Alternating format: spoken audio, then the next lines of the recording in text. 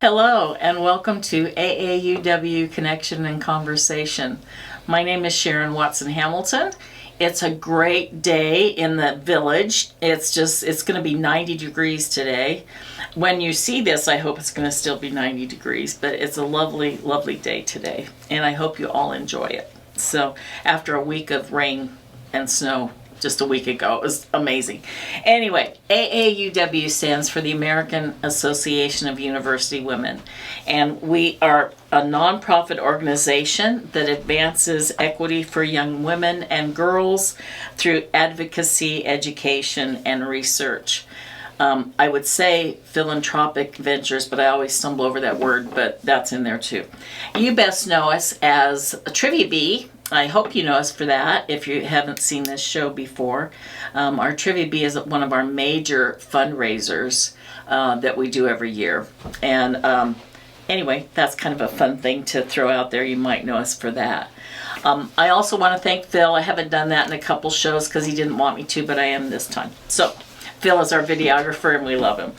Okay, my guest today is Deb Sabo, and she is our current president of the Auburn branch of AAUW. Welcome.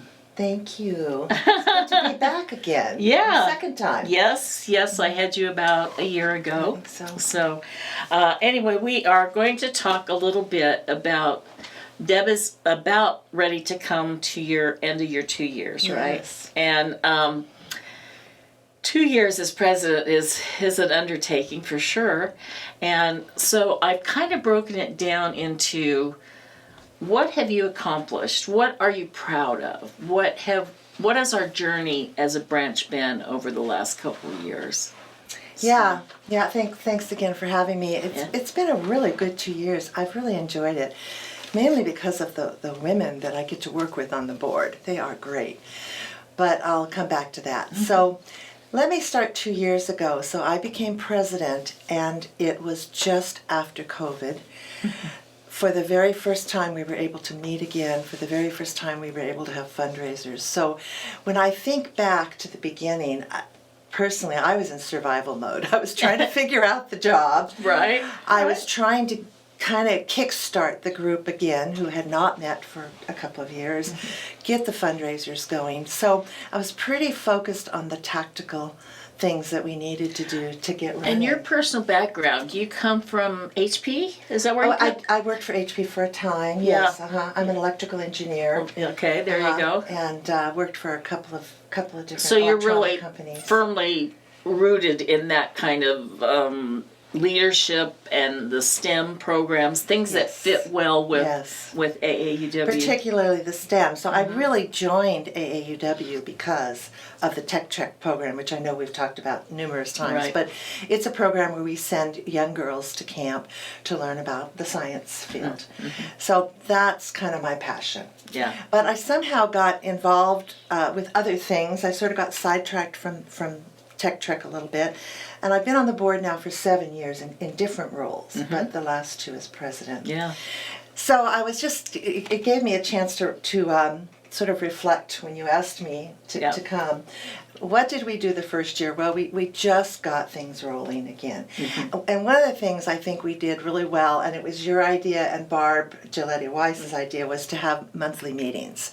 Oh, yes. We had not done that, at least in my tenure there. Mm-hmm. And so we had a meeting every month, and it was well attended. We had good speakers. We were joyfully surprised because you never know versus every quarter or however often we had meetings, and they'll go how often, but they were well attended. We had some in the evening, some in the day, and it was nice. It was really nice I'm trying to think the other thing. Well, we restarted our fundraiser. We had our Trivia Bee the first year, so this was after 2 years of kind of going dark. Right. And we also had a new board at the time. I was new. Some of the board members were new to get started. So that was kind of the first year. Yeah. The second year, I think I was more goal-orientated, you might say. I mean, I really thought about I only have a year left. What do I want to accomplish? because I'm in the presidency, I have, Right. you know, I have a little bit of an audience.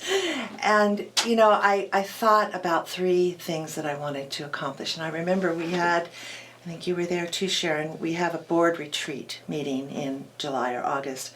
And I verbalized these goals that I wanted. And the first one was to put together a committee for sponsorship. Mm-hmm. And we had sort of touched that a little bit, but we hadn't done a really good job, I think. And I felt like we needed a committee of women who really cared about that and knew how to do it. Yeah, know how to do it is the real thing, and not, you know, not afraid of it, and Right. or at least, like you said, know how to navigate through it. Yeah.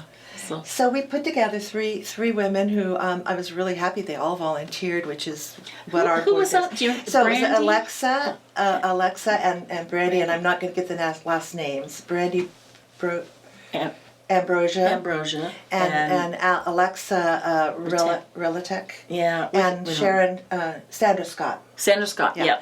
So they just took this by the horn, and I have to say we doubled our sponsorship this year with that committee on board, and I think we can double it next year. And I'll tell you why this was important to me, for 2 reasons.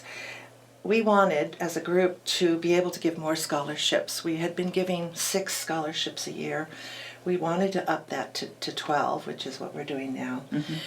We needed the funds. We needed the donations to do that. And the second reason was, I had a member say to me one time, early on, we depend too much on our membership for donations. We ask too much of them. We're constantly asking them to donate and to do sponsorships where we go out to businesses and community and people who care about what we're doing. Mm-hmm. Mm-hmm. We have less burden on our members. Yeah, that's a really good point, Deb, that I don't know that I would have put into that nice form. But it's true, because sometimes you wouldn't go to meetings because, they're going to nickel and dime us again, or they're going to want this, that, or the other thing. And I that's a really, really good point. Yeah.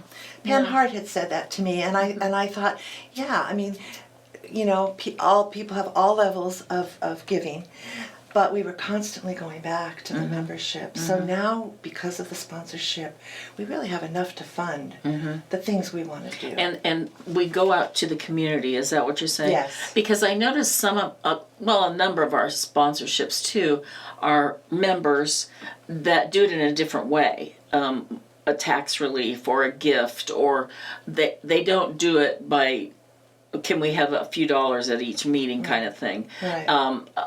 That's pretty grand, I think. I mean, what I found with the sponsorship is there are a number of even members, but other people that have funds, like the Placer County Fund, where that money is set aside for charity, and they decide where that money goes. Yes. And my feeling is we are doing a lot of good in the Auburn community. Yeah. So we need to let them know. Yeah. And if they want to help us, they can help us. So we end up with fairly large donations. Yeah, so. I think that's pretty outstanding, because we're not used to that. Right. Yeah. So that was a goal, and it's work in progress. We're not 100% there. Yeah, but the board will work on that more next year.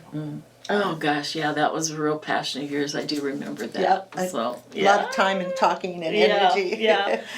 and boy, that's what it takes too, is time, talk, and energy. I like that. Yeah. The second goal I had was a membership. And I think from the time I joined, membership for me was an important issue. And membership in that I wanted to get new members, but I also wanted to work on retention. So I had some help. Again, you helped. We did a number of things. We did a new membership meeting, brought them in, told them about some of our fun groups that we do, and also about our goals as a 401k. The other thing we did is we got little business cards that we gave to members. Yeah, Susan Roughgarden brought that out at the last meeting, and she was so great about it, very enthusiastic. where you can give a person your business, like the little business card, how to get a hold of AAUW, and real quickly what it does, I think, is on there. So I'd forgotten that was your idea. You are so good. Well, it seemed to me that I would meet people and stumble and over brag, it. right? Yeah. I always say use your bragging rights to our members and Right. tell people what we do. And then I need to give them my phone number, or I need to give them the website. Yeah.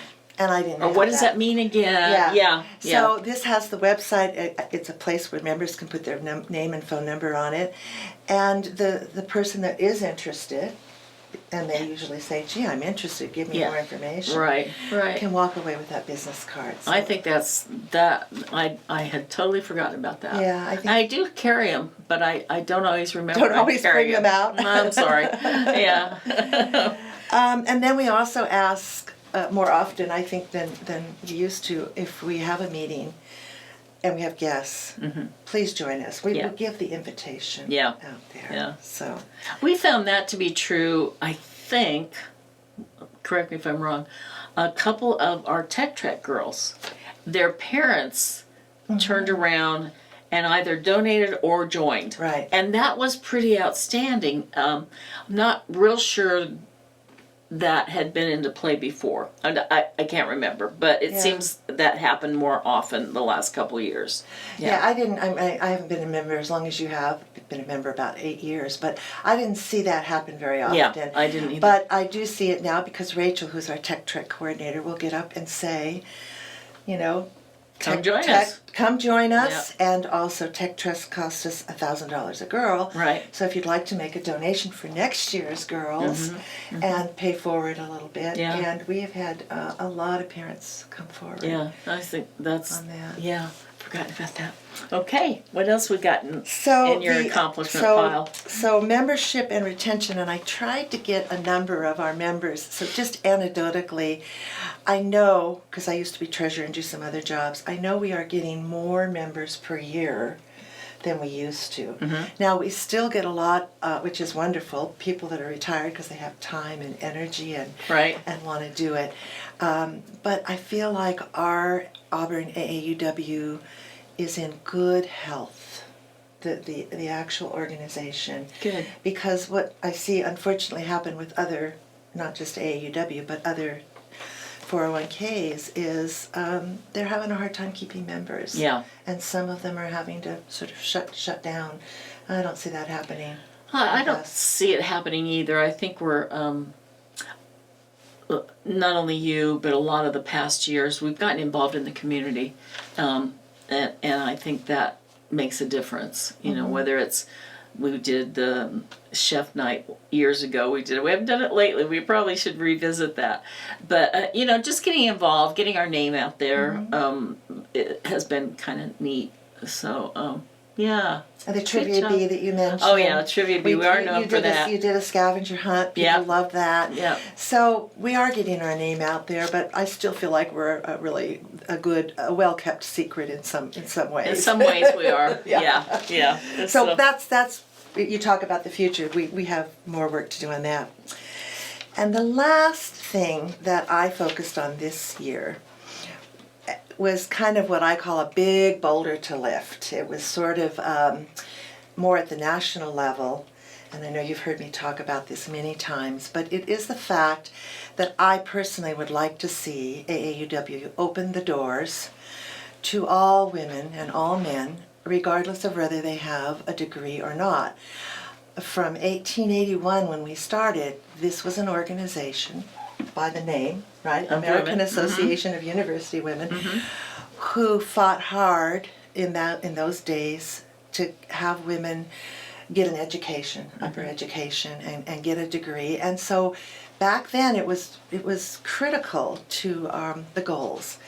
But today, in 2024, more women than men have a degree. Yeah. And I was looking at the numbers. I think it was 59% women have degrees. Wow. Compared to men. And the same thing with the master's program. In fact, that number was even higher.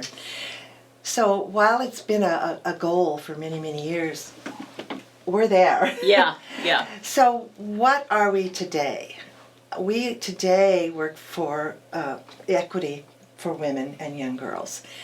And that doesn't require you to have a degree to do that, in my opinion. Right. We have very different opinions within the organization, so I can only speak in my opinion. But my opinion is that I don't define myself by my degrees. I define myself by what we do, what we accomplish, what our mission is. So I would like to open that up to people. You know, this is coming up in the discussion of currently. I was going to do Deb in you were? past Okay. president. No, you're perfect. You're absolutely perfect. You're spot on. And this was one of them that's coming up because we are taking a national vote, and our vote is due May 15th, I believe. Right. That's right. And on this very topic, and I have been a quiet voice for the opposition, I will say it that way. I'm kind of coming around, and because I think, well, we've got to rename ourselves. We're not University Women anymore. But then our lovely Pam Hart pointed out to me, but we have men that join. And we have 2-year degrees, not university degrees. We opened that up probably 10, 12, 15 years ago. 2005, I think we opened that up. And so we didn't change our name then, and so I'm kind of coming around a little bit better. I just don't want it to be something we've had this happen in the past, regardless if you have a degree or not, where people just join to have it on their resume and not really stand behind what we want to accomplish. Right. However, that's rare. And they're soon pointed out pretty quickly. I don't think they're around anymore or anything. But so I'm kind of coming around a little bit to that idea. It was a close vote. What, 6 years ago? Yeah, actually, it was only 2 years ago. Oh, okay. We took the vote up. I'm glad you brought that up because it changes the bylaws at the national AAUW level. So you have to have a 67% vote as yes. Yes. So not 50%, right. 67. We were at 64. 4 or 3, something. It was very close. Yeah, I remember that. It was very close, but it wasn't enough to get us over. Yeah. And national and California state AAUW both are very much for this to happen. So they brought it back. Yeah. 2 years later. I don't know if it'll pass or not. I really, as I talk to members who oppose it, I understand where they're coming from. They worked hard for their degree. They're proud of it. They feel like that's what the AAUW started with was making sure that happened. So I understand where they're coming from. But there are a lot of good reasons to open it up. Yeah, I think you went through them very nicely, and I'm quietly opposed. I'm not aggressively opposed. I can be talked into it. Like I said, I have been leaning a little more because I haven't voted yet. I'm waiting to the last minute, but not to the last minute. I'll do it probably this week. But it's an interesting thing to help. The membership retention is really what we're after because we have lost membership. Life gets busy. Young people with degrees have a lot more going on. And so it's easy to see that we have to be more creative and more opening. And another, real quickly, I think we have plenty of time. We had Stephen Lease join us. Right. Now, we had male members before. But his reaction to, because I remember asking, well, why did you join us, right? And his reaction was, well, I have 2 daughters, and I care about their future, and I want to be a part of making that. And I thought, wow, great, we want to do that. And, there's obviously some good voices in there as well. And he's been an active member. Oh, too. very active. So that's kind of my point. Is I feel like in today's world we need to be more inclusive. We can't say no. We don't want you because you don't have a degree. Right. We have to say if you care about the things we care about and you want to help us, we want you. Yeah. So that's where I'm coming from. I think that's a great point to come from. So that was on that was the third thing. Yes, the that third and was. final sort of big thing that I Well, that I'm going to bring up one or two more. Oh, you because, are? And we Okay. will visit that again, too, Okay. in a minute. But the other thing that came up in the last 2 years is our speech track and gov track. Yes. And GovTrack's a little harder to understand because I'm antiquated and it's all done virtually. And so it's a little harder, but Susan Roughgarden, she's so sharp and she's on top of that one as well. And it's fun to watch her updates on that.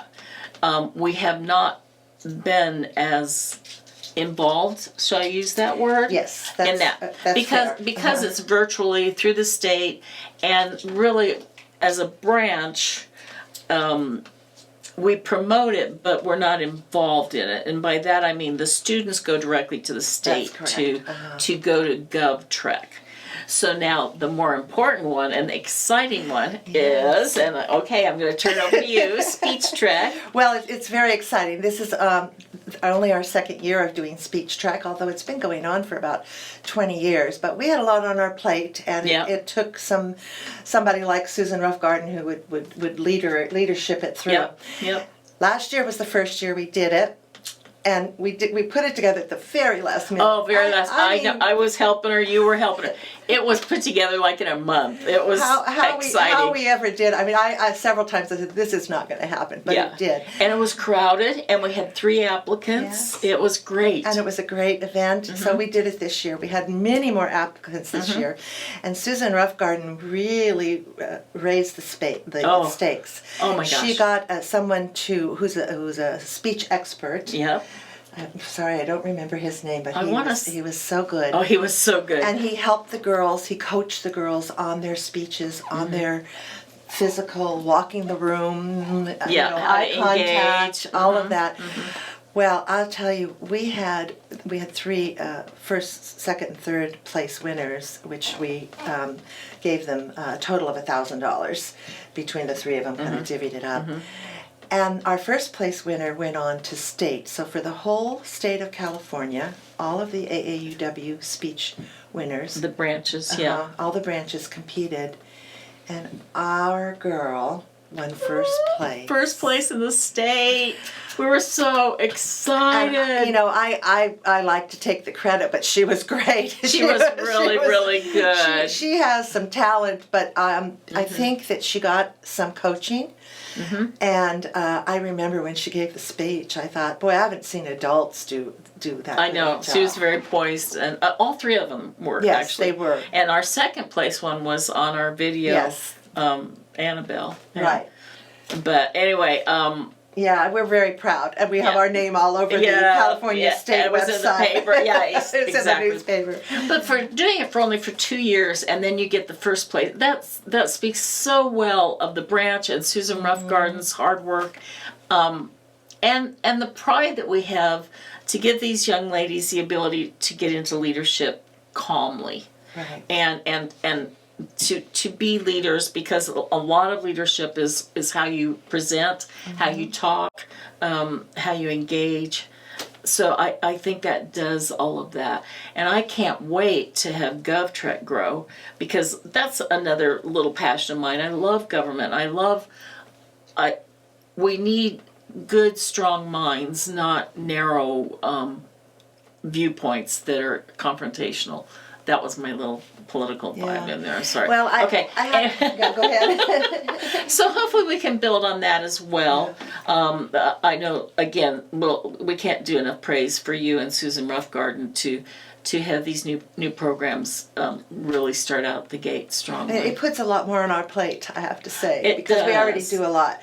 But GovTrack is going to be a little bit tricky, I think, to start out, because it requires the girls to go 7 weeks, 7 Saturdays on virtual, online.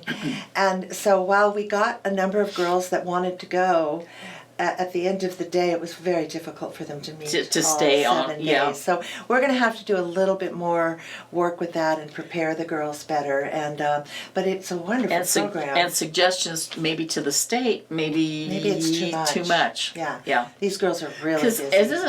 And it's open to girls and boys. It's to girls and boys at the yeah. high school level. Yeah. I think it's maybe junior, senior Yeah. level. But So that's going to be exciting to watch. yeah, But that'll be future. yeah, yes, yes. And speaking of, let's see, I've got a couple little notes here to wrap up because we want to get into your future, Deb.